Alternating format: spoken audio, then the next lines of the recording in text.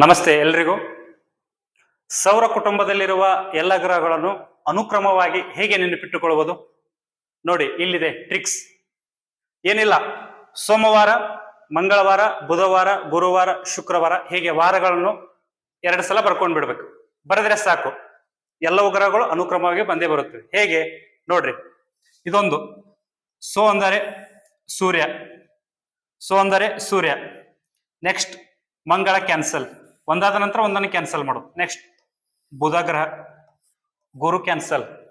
Next ಶುಕ್ರ ಗ್ರಹ, Shani cancel. ಭಾನು ಅಂದ್ರೆ ಭೂಮಿ, ಇದೊಂದು ಹೌದಾ. ನೆಕ್ಸ್ಟ್ ಸೋಮ ಕ್ಯಾನ್ಸಲ್, ಮಂಗಳ, ಬುಧ ಕ್ಯಾನ್ಸಲ್, ಗುರು, ಶುಕ್ರ ಕ್ಯಾನ್ಸಲ್, ಶನಿ, ಕೊನೆಯದಾಗಿ ಯುರೇನಸ್ ಹಾಗೂ ನೆಪ್ಚೂನ್. ಇನ್ನೇನಾದರೂ ಇಂಗ್ಲಿಷ್ನಲ್ಲಿ ಬೇಕಾಗಿದ್ದಾರೆ, my very educated mother just shown us nice planets ಅಂತೇಳಿ ಬರೆದು ಬಿಟ್ಕೋಬೇಕು. ಮೊದಲನೇ ಅಕ್ಷರ ಇಲ್ಲೇನು ಹೈಲೈಟ್ ಮಾಡಿದೆ ನೋಡ್ರಿ ಕಲರ್ ಅಲ್ಲಿ.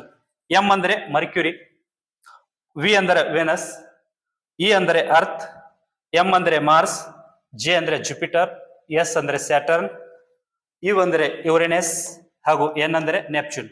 ಈ ಪ್ಲಾನೆಟ್ಸ್ ದಲ್ಲಿರುವ ಪಿ ಪ್ಲೂಟೋ ಆಗಿತ್ತು, ಬಟ್ ಈಗ ಪ್ಲೂಟೋ ಗ್ರಹವಾಗಿ ಉಳಿದಿಲ್ಲ. ಇದನ್ನು ಕ್ಯಾನ್ಸಲ್ ಮಾಡಿಬಿಡುದು. ಹೀಗಾಗಿ ಒಟ್ಟು 8 ಗ್ರಹಗಳಿವೆ. Thank you.